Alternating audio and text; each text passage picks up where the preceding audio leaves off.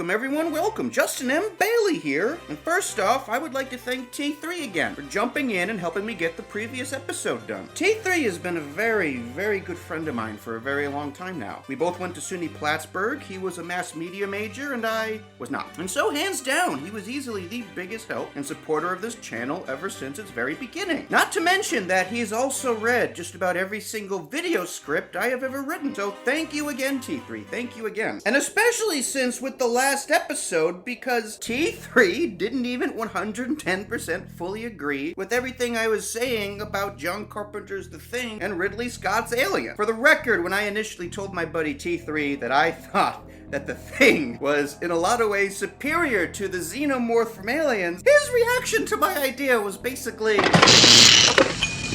cheating bitch. Fuck you too! which is totally cool, by the way. I'm not kidding here. T3 really did not like the sound of it. After all, Alien and Aliens are incredibly important to him, like you would not believe. Aliens is the very first movie he remembers seeing, after all. Not Peter Pan, not Batman or Mary Frickin' Poppins. His first cinematic experience was Alien.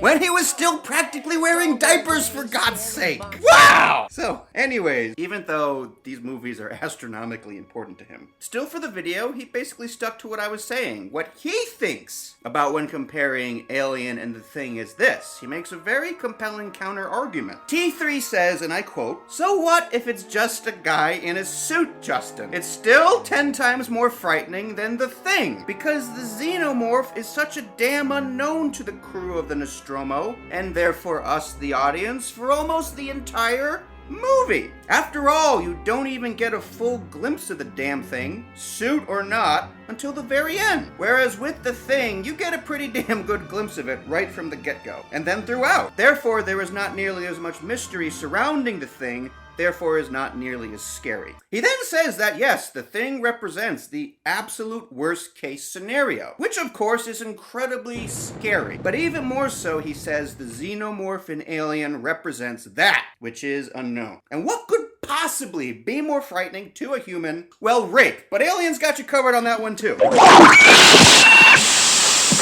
I'm gonna rape you. No, please, spaghetti, no! I think T3 makes some very good points, absolutely. And I think now is also a very good time for me to point out that, yeah, though I do believe that the concept, the idea behind The Thing to be intellectually superior and much more thought-provoking, I still think Alien's the better film. Oh god, yes, hands down. Ridley Scott is the fucking bomb. John Carpenter? As much as I love the guy, he's still nothing more than a piker compared to the likes of Ridley Scott and also James Cameron, who directed Aliens the sequel. If you don't already know that, but I'm like 99% sure whoever watches this video already knows that. The film Alien and also Aliens are burned right down into my very soul too, though not nearly as much as T3. Obviously. And I would honestly say my first experience with Alien was at age 6. But not in the conventional way you might think, not exactly even with the actual films themselves per se, but rather through the 2-player NES shoot-'em-up classic that is Contra. Because Contra is basically just Aliens anyway! When I was a kid, Contra was one of the most popular games ever. Everybody played Contra. Everybody loved Contra. Even though none of us realized at the time, Contra was in fact basically just this giant ripoff. Contra was in fact basically just this great big ripoff of a bunch of 80s action flicks that Konami simply reassimilated and reprocessed into a video game for all our enjoyment. But to be fair, that is also why Contra is so amazing in the first place. Contra was and still is like this remarkable encapsulation of just about everything awesome about 1980s action flicks. All crammed into one tiny little 8-bit cartridge for your enjoyment. Bunch of roided out shirtless soldiers blowing away enemy soldiers and extraterrestrial monsters by the truckload in some South American jungle somewhere. It was all there. In a lot of ways, Contra is more 80s action than the 80s movies it ripped off. But hey, maybe be the coolest of all, cooler than cool? The best part of this game might have been that if you were a small kid in the 80s like me, and your mommy would never ever allow you to rent any of the awesome hard R action flicks that inspired this game, if you were still stuck watching Rescuers Down Under for like the billionth time, hey man, no worries, because Contra always had you covered. Contra always had your back, because you could still sit down with your good old Nintendo Entertainment System, and you still got to experience 80s action in all of its glory, boom, within the game of Contra. And then about a year or so later, the Aliens arcade cabinet came out, and at first I thought it was like Contra on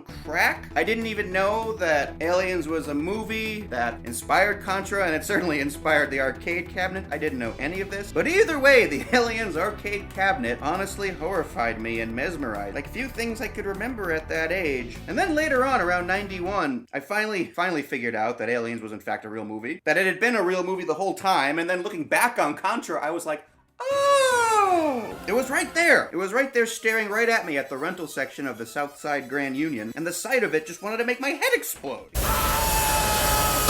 Because I didn't want to just see Aliens, I needed to see Aliens more than just about any other movie in my entire life. I needed to experience it and finally see that creature at the end of the arcade game, the one you fought in that cool yellow mech suit. But of course, one tiny problem, no way in hell my mom was gonna let me rent that one. No way Patty was gonna let her 7-year-old boy rent frickin' Alien. Oh well, back to playing Contra, dum. Fortunately, my father has always had way less scruples when it came to allowing his children to watch hardcore hard R action flicks. Just so long as there weren't any floppy titties in view, he was raised by the nuns after all. But unfortunately, get this, he rented the wrong one. He rented Alien, not even Aliens. He was off by an S. Can you imagine? In this department, my dad is freaking hilarious like you would not believe. Like here, for an example, get this. The man has seen Star Wars like 36 times, the entire trilogy over and over again. And yet still, if I'm sitting in the living room watching Star Wars, doesn't matter what's on the screen. You could have Luke Skywalker fighting Vader to the death in front of the Emperor. You could have nothing on the screen but snow and ice and AT-AT walkers shooting in every direction. My dad, he's still gonna come in, he's gonna pop his head and say, "So which Star Wars you watching?" Every time! "So which Star Wars you watching?" "Oh, Luke Skywalker's trying to blow up the Death Star." "So which Star Wars you watching?" It's adorable. It's so freaking adorable. And like, this wasn't even entirely his fault. If you don't mind, I'm gonna go on a little side story for a bit. This is a very laid back episode, I'd say. So yeah, it wasn't fully entirely his fault because my whole family was just in the middle of this huge transition. We were moving from one town to another. We had just sold our house in Manlius, which is right by Syracuse, and we were getting ready to move in my new hometown of Oneonta.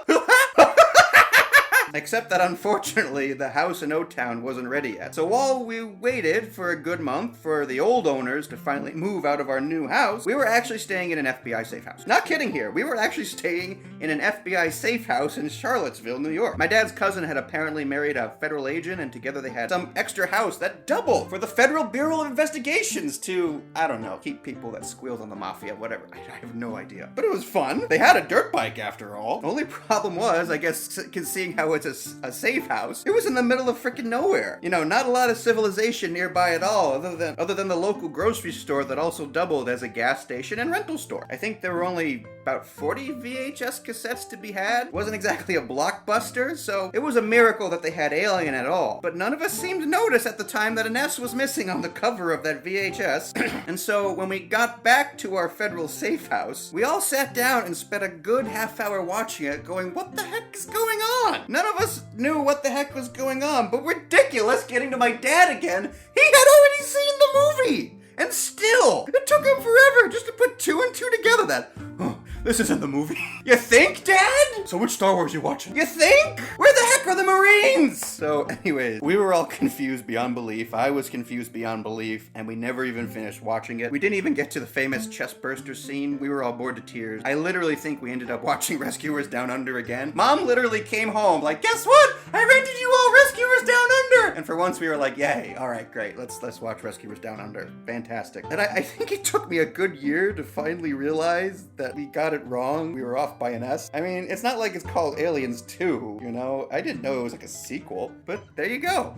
Great story, right? So which Star Wars you watching? No. So anyways, long story short, finally 2 years later, I did sit down to watch me some Aliens, and interestingly enough, it was when all those action figures were coming out for some reason out of nowhere. Suddenly Kenner had this huge Aliens movie-inspired figures. Great, good stuff. My little brother bought a bunch of them. And then once we finally figured it out, my dad was nice enough to secretly rent it for me, and I sat down, and of course, like, look, what can I possibly say about Aliens that hasn't already been said? It's just freaking amazing movie. It's one of the greatest sci-fi movies of all time, one of the greatest action films of all time, one of the best sequels of all time. I mean, like, seriously, like, the sky is blue, the grass is green, Aliens is amazing. If you haven't seen it, just please go see it. Even though it's just a bunch of guys in suits. And it's like, if Contra had to pick a movie to rip off, I'm so glad it's this one, because it's one of my favorite movies of all time, along with Terminator 2 and The Thing. Thing fucking rocks. And eventually, years later, I did also warm up to Alien as well, because Alien really is the best of them all. It's just for some people, the slow pacing, the build-up can be a problem. Alien is the best because just like T3 said, it is entirely about the fear of the unknown. What could possibly be more powerful than that? So once again, one last time, thank you so much, T3. Good luck in Korea. Go kick ass. And this is Justin M. Bailey signing off. Yeah, fuck you too!